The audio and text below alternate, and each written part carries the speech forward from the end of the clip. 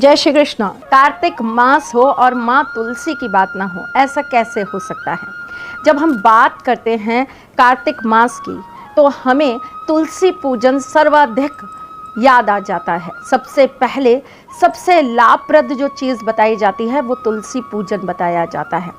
कार्तिक में सुबह सूर्य उदय से पहले उठकर ठंडे पानी से स्नान करने को कार्तिक स्नान कहते हैं। और ऐसा कहते हैं कि जब सुबह उठकर स्नान करके हम पूजन पाठ करते हैं तो इससे हमें भगवान विष्णु का आशीर्वाद प्राप्त होता है। कार्तिक मास को भगवान विष्णु का मास माना जाता है। जब बात हो भगवान विष्णु की तो उनकी प्रिया तुलसी जी को हम कैसे भूल जाएं। घर के अंदर तुलसी स्थापना के लिए भी कुछ नियम बताए जाते हैं और हम जो कि दिन रात ईश्वर का नाम जपते हैं, अपने घर में पवित्र पौधों में तुलसी जी को विराजमान करवाते हैं। ऐसा कहते हैं कि तुलसी जी घर के पूरब, उत्तर पूरब या उत्तर दिशा में अगर रहती हैं तो वो हमेशा हमारे घर में बरकत देती हैं। वैसे तुलसी जी अगर ब्रह्म स्थान में यानी कि आपके घर के बिल्कुल सेंटर पॉइंट पर आप स्थापित करके रखते हैं तो ऐसा कहते हैं कि वो आपके घर के अंदर सदा सर्वदा आशीष और आशीर्वाद बनाए रखती हैं। जब हम बात करते हैं माँ तुलसी की तो हम उनके पूजन को लेकर कुछ नियम भी स्थापित करते हैं। कई लोगों को मैंने देखा है वो घर में माँ तुलसी को बहुत नीचा स्थान देकर बैठा देते हैं, गमला समझकर बस नीचे बैठा देते हैं। ऐसा कभी नहीं करना चाहिए।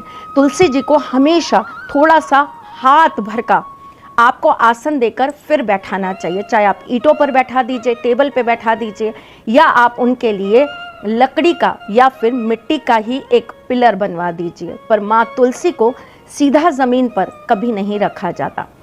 तुलसी जी को कार्तिक मास में वैसे तो हमेशा ही करना चाहिए, लेकिन चलिए कोई बात नहीं, कार्तिक मास में माँ तुलसी को हमेशा एक लाल चुन्नी ज़रूर उड़ा कर रखिए।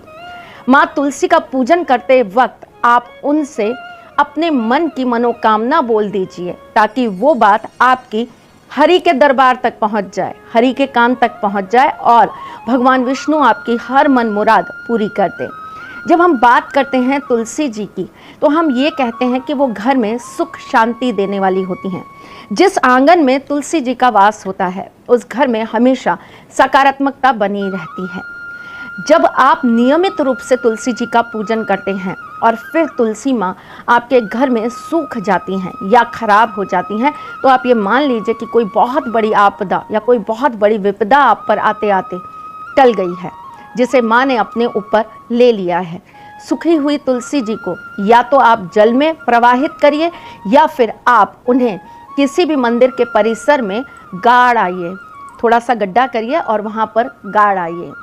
तुलसी जी के ऊपर जब तुलसी मंजरी आने लग जाए, छोटे छोटे बीज आते हैं ना, तो मान लीजिए कि माँ लक्ष्मी का आशीर्वाद आपके घर पर बरस रहा है। तुलसी जी को माँ भी अत्यंत प्रिय हैं। लक्ष्मी जी की पूजन में तुलसी मंजरी विशेष रूप से चढ़ाई जाती है। और वैसे भी आप लोगों को पता होगा कि तुलसी जी माँ लक्ष्मी जी की भाभी भी थी। विष्णु जी से विवाह करने के कारण वो विष्णु पत्नी भी हो गई। जब हम तुलसी जी का पूजन करते हैं तो हमें शालिग्राम जी हमेशा उनके साथ रखने चाहिए। तुलसी पर जल चढ़ाते वक्त शालिग्राम जी उनके नीचे हमेशा स्थापित करके रखने ही चाहिए। अगर आपके घर में शालिग्राम जी नहीं हैं तो आप एक पत्ते के ऊपर, ताम पत्र के ऊपर लिख लीजिए या फिर आप एक पेपर के ऊपर ही श्री हरि लिखकर तुलसी जी के पास में रखिए और फिर उन्हें जल अर्पित करिए। रोज़ बदलना पड़ेगा क्योंकि पत्ते पर लिखा हुआ या फिर पेपर पे लिखा हुआ तो मिट जाएगा, तो आपको रोज़ उसे बदलना पड़ेगा। लाल पेन से ही लिखिएगा या फिर सिंदूर से लिखिएगा। जब हम तुलसी जी को दीपक लगाने की बात करते हैं तब हम ये भी मानते हैं कि कार्तिक मास में इसका बहुत पुण्य प्राप्त होता है। लेकिन जब हम माँ तुलसी को दीपक लगाते हैं तो एक और विशेष चीज़ का हम ध्यान रखते हैं। उस दीपक के नीचे हम थोड़ी सी हल्दी भी रख देते हैं, पिसी हुई हल्दी जो घर में होती है, लेकिन साफ़ सुथरी, गंदी संदी नहीं होनी चाहिए। ऐसा नहीं होना चाहिए कि उसी में नमक डला है, उसी में मिर्च डली है और हमने वही निकाली और माँ के नीचे जाके रख दी। नहीं, जब आप माँ तुलसी का पूजन करें तो शुद्ध हल्दी पिसी हुई दीपक के नीचे रखकर और उसके ऊपर दिया रखकर माँ को आप पूजन करें। कार्तिक मास में जब भी आप माँ के ऊपर जल अर्पित करें, तब आप अपने मन में माँ के 8 नामों को ज़रूर जाप करें। हमने आपके लिए ये नाम लिख कर दिए हैं, आप इन्हें नोट कर लीजिए या फिर आप गूगल से ढूंढकर आप इन नामों का जाप ज़रूर करिए।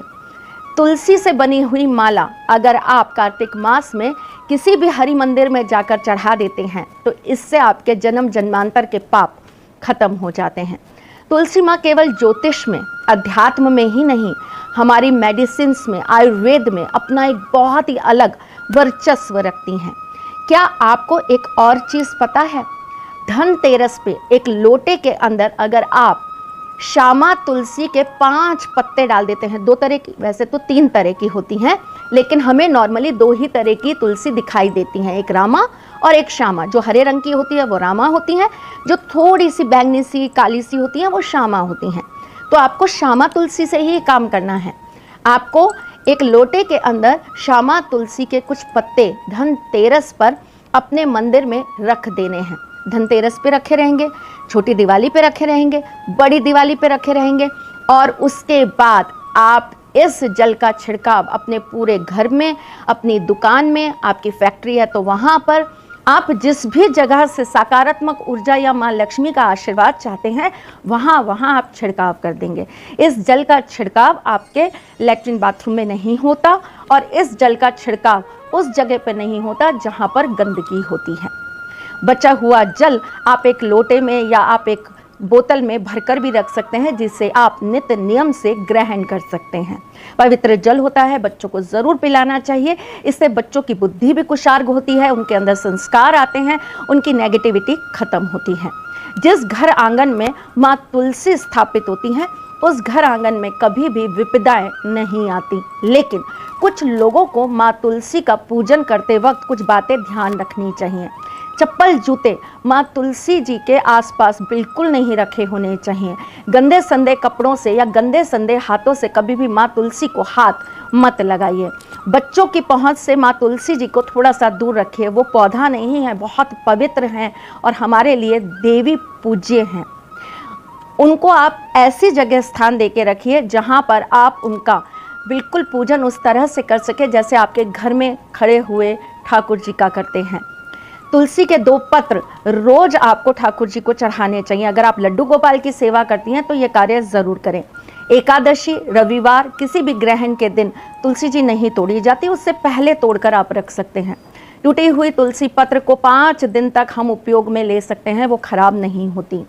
जब भी आपको लगे कि आपके घर में कोई बहुत गुस्सा करता है, बहुत ज़्यादा नेगेटिव हो जाता है, तो आप उसे तुलसी पत्र डालकर जल ज़रूर पिलाएं। और अगर आप रामा तुलसी के पत्ते डालकर जल पिलाएंगे तो इससे आपको बहुत ही लाभ प्राप्त होगा। आप कार्तिक मास में तुलसी माँ को हल्दी का दीपक जब भी लगाएंगे तो आप उन्हें पानी में थोड़ी सी हल्दी डालकर ज़रूर से उनके ऊपर जल अर्पित करेंगे, और साथ ही साथ में उसी जल से आप शालिग्राम जी का भी स्नान ज़रूर कराएंगे। माँ तुलसी का पूजन करते वक्त एक और बात ध्यान में रखिए, पीरियड्स में आप माँ तुलसी का पूजन नहीं कर सकते हैं।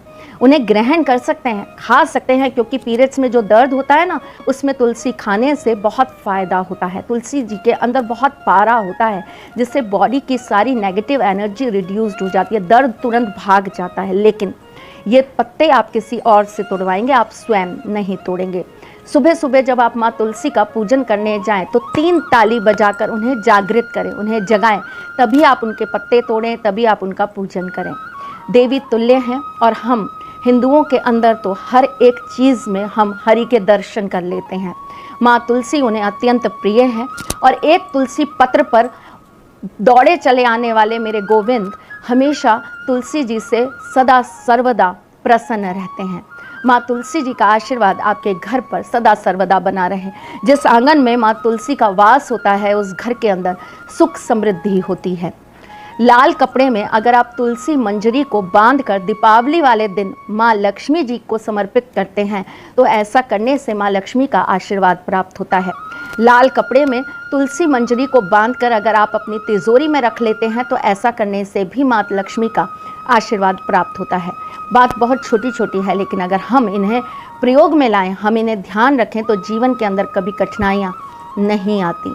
माँ तुलसी के ऊपर कभी भी वस्त्र मत सुखाइए। माँ तुलसी के ऊपर अपना पहना हुआ वस्त्र कभी भी छाया के रूप में मत आने दीजिए।